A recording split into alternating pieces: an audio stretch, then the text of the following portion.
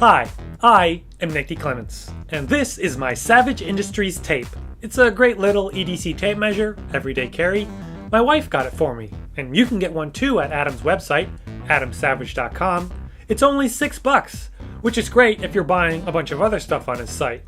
If you just want the tape, however, shipping, for me at least, was over $10, which was a real bummer when my tape broke. Though, I'm pretty sure Adam would rather see his tape repaired than just replaced. So let's go give that a shot. Alright, full disclosure, the reason it broke is because I left it in my pocket and it went through the wash, but the fact that just this fell off and everything else works just fine is pretty good.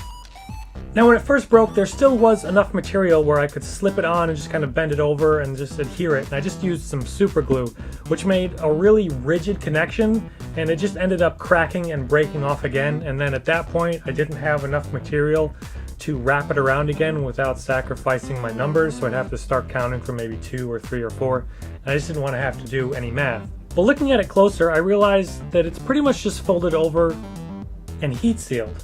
So this stuff should melt to itself pretty well. So I figured I can probably just take a cheap dollar store tape measure and basically do a bit of a transplant. Just using a heat sealer to attach the new tape to a bit of the old tape. Just pulling it all the way out, chopping it off, and attaching the new tape on there. You can get a really inexpensive heat sealer on Amazon. It's a great tool to have around. For instance, you can take any Ziploc bag and customize it to your exact needs.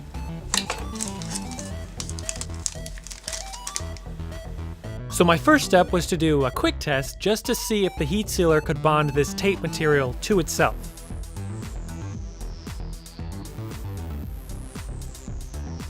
And sure enough, that worked great. If only I'd thought of this in the first place. But better late than never.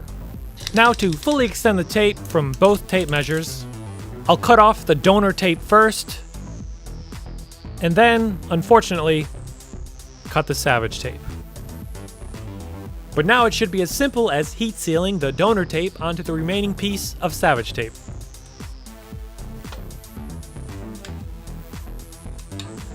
The process worked perfectly. You can even see where the welds are, and those can easily be cleaned up with a pair of scissors. Doing just a few more heat seals in quick succession for safety.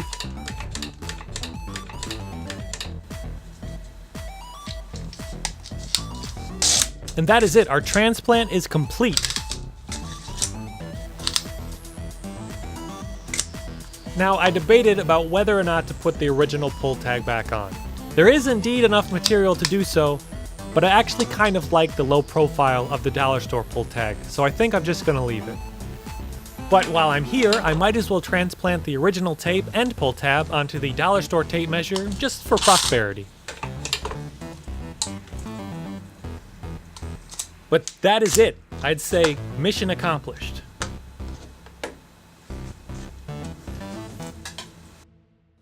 Well, one more thing. I want to add a warning strip at the very end, just so I don't pull it out too far. And I'll do that with some Sharpies.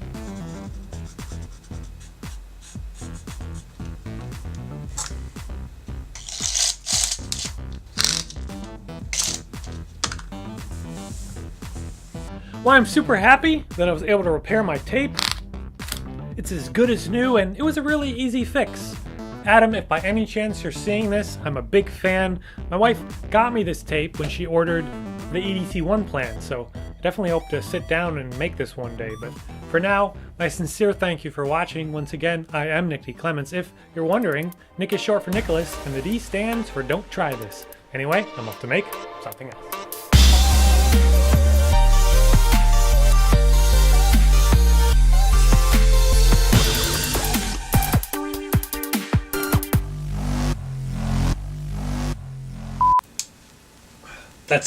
That was a great take, and I did not record the audio.